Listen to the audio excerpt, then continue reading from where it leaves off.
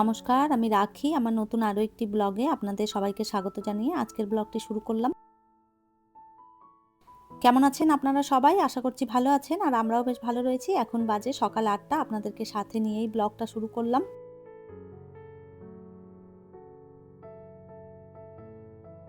আগের দিনের ব্লগেই আপনাদের জানিয়েছিলাম আমার শাশুড়ি মা আসবেন। তো মা ওরা কালকেই চলে এসেছেন আর সাথে এসেছে আমাদের রাকেশ। তো মাকে দিলাম চা আর রাকেশকে দিলাম দুধ বিস্কুট। মা চা খেতে থাকুক, রাকেশ দুধ বিস্কুটটা খেতে থাকুক আর আমি ততক্ষণে গিয়ে সকালের খাবারের ব্যবস্থা করি।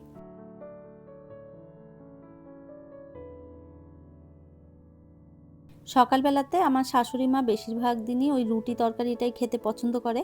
তো ওই জন্যে মা যখন এসেছে আর মা এলে সকালবেলায় রুটি সবজিই বানানো হয়। তো এই যে বসিয়ে দিলাম আজকে তরকারি, ওই বেগুন, আলু, কুমড়ো, বরবটি সব মিলিয়ে একটা সবজি করব আর তার সাথে করব গরম গরম রুটি।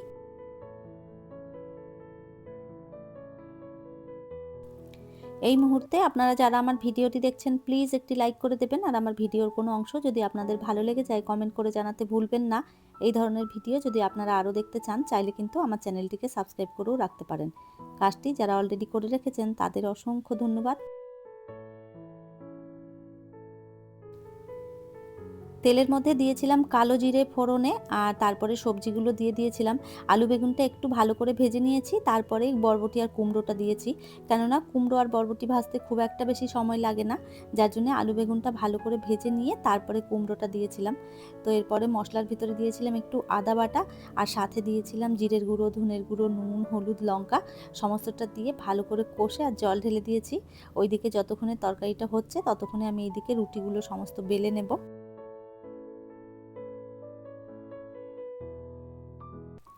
একবারে রুটিগুলো বেলে নিয়ে তারপরে রুটি করতে বসলে আমার বেশি সুবিধে হয়।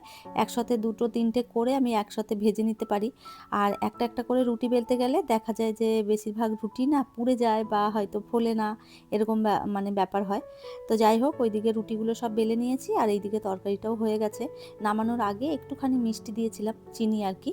তো এটা আপনারা চাইলে দিতেও পারেন বা নাও দিতে পারেন, তবে রুটির সবজি একটু মিষ্টি মিষ্টি হলেই ভালো লাগে খেতে।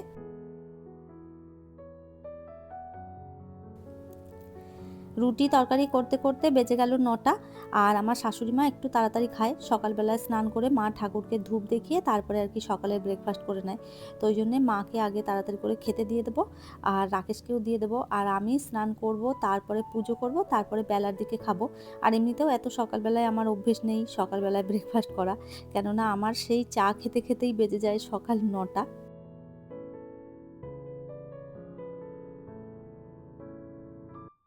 যাই হোক, ওইদিকে খাবার করে মাকে খেতে দিয়েছি, বিবেককে দিয়েছি, সাথে রাকেশকেও দিয়েছিলাম। ওরা সবাই খেয়ে নিয়েছে আর আমি স্নান করে এরপরে চলে এলাম পুজো করতে। পুজোটা দিয়ে তারপরে গিয়ে আর কি দুপুরে রান্না করব আর সাথে আমিও সকালের ব্রেকফাস্ট করে নেব। তো সকালবেলায় পুজোটা হয়ে গেলে সমস্ত কাজ হয়ে যাবে আমার মনে হয়। কেননা পুজোটা পড়ে থাকলে না তখন দেখা যাবে অনেক বেলা হয়ে যাবে আর বেশি বেলা হয়ে গেলে তারপরে পুজো করতে আর ইচ্ছে করে না। জানেন তো, যেই দিনটা বেশি দেরি হয়ে যায় পুজো করতে সেদিন না আমি শাঁখও বাজাই না আর ঘন্টাও বাজাই না। আমার ভীষণ লজ্জা করে যে আশেপাশের মানুষ শুনলে কি বলবে যে এত বেলা করে পুজো করছে। তো ওই জন্যে যেদিন দেখি যে বেশি আর কি বেলা হয়ে গেছে সেদিন আর শাঁখ বাজাই না। যাই হোক, ওইদিকে পুজো করে তারপরে আমি সকালের খাবার খেয়ে নিয়েছিলাম আর এইদিকে রান্না বসিয়ে দিয়েছি। ওইদিকে ভাত ডালটা আমি আগেই বসিয়ে দিয়েছিলাম, ডালটা হয়ে গেছে, ভাতটাও নেমে গেছে। আর এখন একটুখানি সবজি করে নেব। এই যে সেই আগের দিন বিরিয়ানি বানিয়েছিলাম, সেই দিন অনেকটা চিকেন আনা হয়েছিল, বেশ কিছুটা রয়েছে, ভাবলাম ওইটাই আজকে বানিয়ে দিই।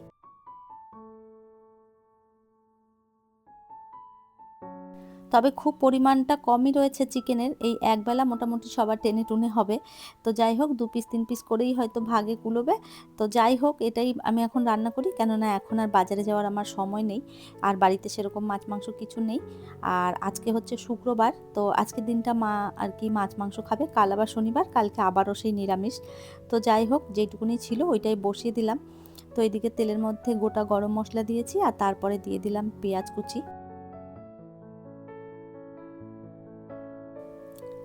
ভালো করে পেঁয়াজটা ভেজে নিয়ে এর মধ্যে চিকেনটা দিয়ে দিলাম। চিকেনটাও একটু পেঁয়াজের সাথে ভালো করে ভেজে নেব, তারপরে এর মধ্যে মশলা দেব। তো দেখতেই পাচ্ছেন একদম পরিমাণে অল্প, ২ পিস করে হবে। তো যাই হোক, এই বেলাটা হোক, রাতের বেলা তখন দেখা যাবে অন্য কিছু করব।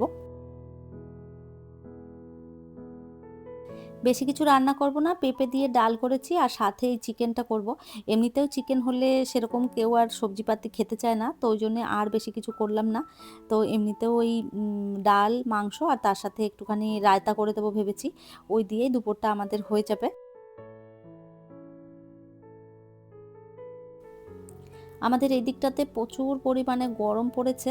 বৃষ্টির তো দেখা নেই। এই গরমের মধ্যে না কোনো কিছু খেতেও ভালো লাগছে না, কাজকর্ম তো করতেও ইচ্ছে করছে না, আর রান্না করতেও একদমই ভালো লাগছে না। কবে যে আমাদের এই দিকটাতে একটু বৃষ্টি নামবে সেই আশাতেই বসে আছি।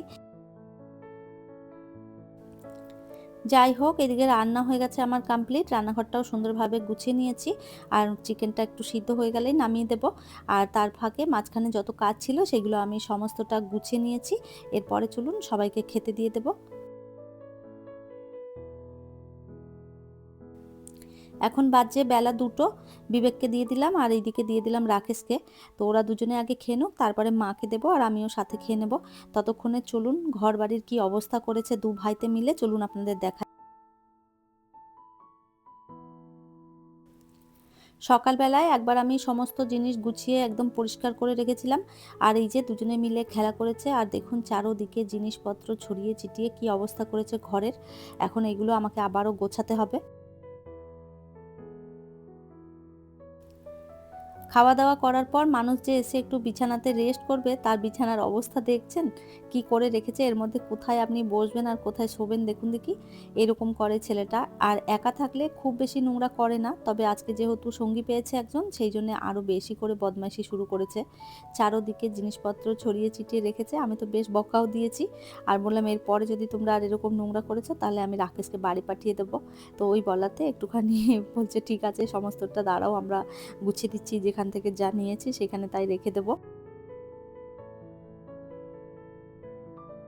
তো ওই ভয়েতে দু ভাই মিলে দুজনে দৌড়ে ছুটে এসছে, বলল তোমার কি কি জিনিস হেল্প করতে হবে তাও করে দিচ্ছি। ওই জন্যে বিবেক আর রাকেশ দুজনই আমার সঙ্গে সঙ্গে কাজ করতে শুরু করেছে। ওদেরও খাওয়া হয়ে গেছে আর মাকেও আমি আর কি খাবারটা দিয়ে এসেছিলাম এর এক ফাঁকে গিয়ে, সেটা আর আপনাদের সঙ্গে শেয়ার করা হয়নি। যেখানে যা জিনিসপত্র ছড়িয়ে ছিটিয়ে রেখেছিল সেইগুলো টুকটাক জায়গা মতন রেখে দিয়েছি। আর এখন এই যে বিছানাপত্র ঝেড়ে নিয়ে ঘরটা একটু ভালো করে ঝাড়ু মেরে নেব। পুরো ঘরটাই ঝাড়ু মারতে হবে, এখান থেকে একদম পুরো ডাইনিংয়ের অবস্থা প্রচুর খারাপ। তো ভেবেছি পুরো ঘরটাই একবার ঝাড়ু মেরে দিয়ে তারপরে এসি চালিয়ে একটুখানি রেস্ট নেব।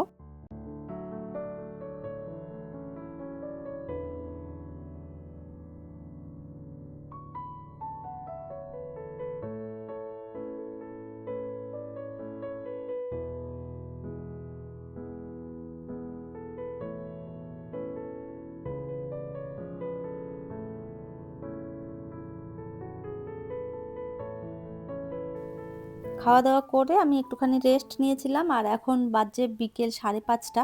আর দেখুন কি হাওয়া দিচ্ছে চারদিকে। আর গাছগুলোর অবস্থা একদমই খারাপ, জল নেই গাছের গোড়াতে একটুও। তো ভাবলাম গাছের গোড়াগুলোতে একটু জল দিয়ে দিই, গাছের পাতাগুলো কিরকম একদম শুকিয়ে পড়েছে।